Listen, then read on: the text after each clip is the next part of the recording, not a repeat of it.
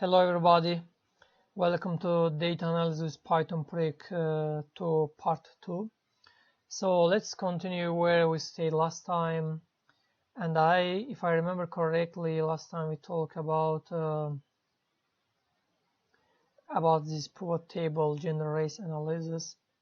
Let's continue the next questions, next task, where we can talk about violation outcomes. Let's analyze the outcomes associated with different violation types. So again, we have created pivot table. We give index violation column stop outcome. I mean let's run this code block in here and see what I mean. So stop outcome can be arresting driver, passenger, or station, no action, warning, and so on. It's the type of our stop outcomes from the columns. In here, firstly, we print out our violation pivot table to see what is it. So in here, as index, we have violation. As you see, guys, in the left side is stop outcome types, violation types, equipment moving violation, registrations, seat belt, speeding, and so on. And here we have some columns. As columns, it gives us stop outcome, driver arrest or passenger arrestation, not given or warning or no action, and so on. So again, we use in here stacked bar graph. What does it mean, stacked bar graph? As you see in here, some bars. We have some bars in here. So but we divide these bars also some portions. So these portions in here, for example, give us green one station. The majority of speeding outcomes is station, or the yellow one give arresting passenger. You know, this maybe you can see in here very thin part of our speeding bar. So, and also we in here count as value, we use driver gender, and aggregation function we use count. So in here also we defined our figure size, kind bar stacked through, we give label names, titles, and so on. So as you see in here, we have pivot table, some numbers. It's really we can confuse what does it mean, but with this beautiful visualization we see clearly. So as you see, it's just a few lines of code. We have very cool visualization to understand our data very well. So let's guys, let's do some time series analysis. In here we can work on date and time parsing. If our dataset has separate columns for stop date, stop time, we can combine them in a single column. Let me show what I mean in here. Let's see the head of our datasets. As you see, we have stop date, stop time separately. In here we create stop date time column where we stop date and stop time, we combine them together in a single column. And as you see, as a type we use string, then we change this type to date format. Another columns is day of week and hour of day. We will use it to understand what kind how much stops happened which day of week or which hour of a day. That's very important to understand our data, and I think that is the most interesting part of our data analysis. So let's run this cell again in here. Maybe it take a while. In here we are going to create 3 different columns again, and we will soon I will show our head again in here and see what kind of results we have. So let's run this cell again in here. So guys, we have we have created 3 columns more. Whereas stop date time, we combine date and time. We extract some day of week and hour of day from this data. How we extracted it shown like that. We use stop date time from date. We use day name to take day name. For our method, with our method, we take hour from this date time. So let's check what kind of analysis we can do in here. We can use day of week analysis to find out, to check distribution in which day we have more traffic stops. So let's run this code block in here. And guys, let's see that. Okay, we use bar plot. For index, we use for x-axis we use day counts. As index, I mean day names, how much different type of days we have it written in here, from Monday to Sunday, Thursday, everything is in here. And we also, for y-axis, we use day counts values. We count the values, how much, for example, how much Mondays traffic stop occurs, how much on Tuesday, and so on. As you see from this visualization, almost the number of cases stops are same. Amounts are same, so it means that we don't have a special day of week which is different than others. The slightly different one is Monday in here, because of it is slight difference. I think these days are number of counts of stops almost the same. There's no special case. Okay, let's take hour of days. Which hour of day we have more stops? Let's run this code block in here. And for hour of days, as you see guys, we have 24 hours each day, so it will be nice to use a line plot in here. Again, for x-axis we use hours of counts. I mean, as index we number these numbers days, hour of days, and for y-axis we use hour counts. As you see from here guys, the most of the traffic stops happened at 10 o'clock. You know, it comes to peak level in here, it's the peak, and the less one is happened at 5 o'clock. So let's have some other analysis. Let's explore whether there's certain days or hours when specific violations are more common. Okay, let's check out which days and which hour of a day is more important.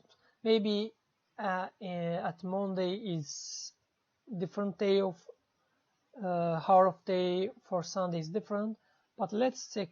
Maybe there's no such a big difference. Let's check our heat map in here. Again, we use as index day of week. As for columns we use hour of day, and for count we use as values. For values we use violation columns in here. So a color map we can change it, or we can it's optional. We have default values, but if you want a different kind of visualization colors, if you want to see different colors for your graphs, you can change it. So optional, you can Google it and to see different kind of colors. For X labels we have hour of day, for Y label we have day of week, and so on. Let's take understanding this heat map guys. As you see, when it take more count here, it's darker colors. As you see guys, from 9 to 11 we have more dark colors, so it's almost similar for each days. And at 4 o'clock at 2 o'clock in here, 2 p.m., we have some different. As you see, for each days the case is almost similar, you know. At night it's more, at night it after 10 p.m. and 12 in here we have more values, and hour of day between 9 and 11 we have more accident. As you see guys, from 3 to 5 a.m. they have less stops because most people sleep during this time. So we can find out the reason why this hour of day we have more issues, more stops. Maybe it's because of work time, many people going to work because maybe they're late to work. We can find out the reasons why too much stops, too much violation happens this hour. So one of them can be maybe because people hurry up their jobs, work. So that reason it can be, but I'm not sure because we don't have this kind of records in our data. I just assume that. I just guess it. So in here also we can have different questions. For speeding, were men or women stopped more often?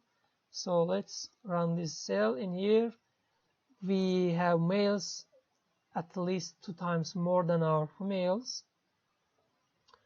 So we just use we check violation speeding one, and we use value counts to count driver gender for each of them. So we group by driver gender and search conducted to see gender. Actually it doesn't have so much meaning. Does gender affect who gets searched during the stop?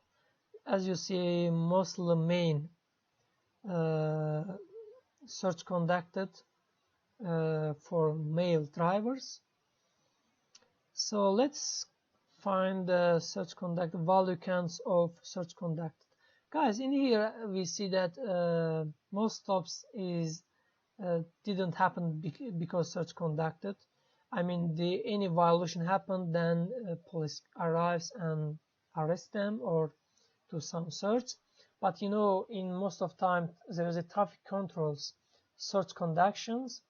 Maybe while they check it, for example, some days, some hours of the day, police do some search conduction. But most of our cases happened not during the search conduction. So let's what is the mean of stop duration? Let's check this.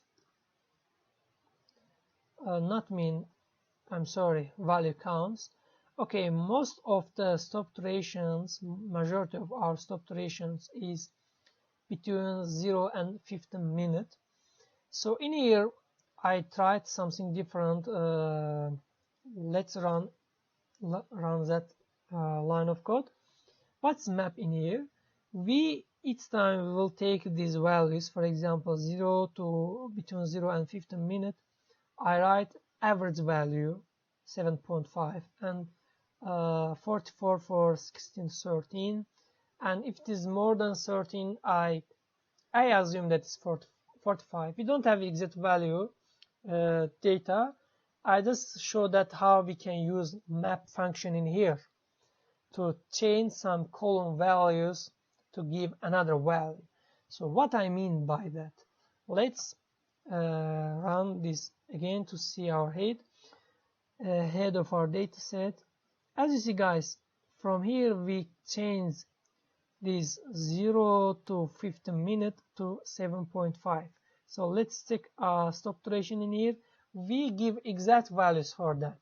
I just want to show them how we use map. With map, as you see in dictionary, we give some previous values and new values, previous values, new values, to update our data frame. So let's again check our stop duration value counts. Let's run it. As you see, 7.5 average, we take it 47,000 were too much. It's the same with that, numbers are same, just we change this part, okay, first part. And also I show some also show how we can use map function for our data frame. Okay, let's find the stop duration. Let's find mean of stop durations to see that what is the average value of stop duration, stop time, while conducting police officers conduction.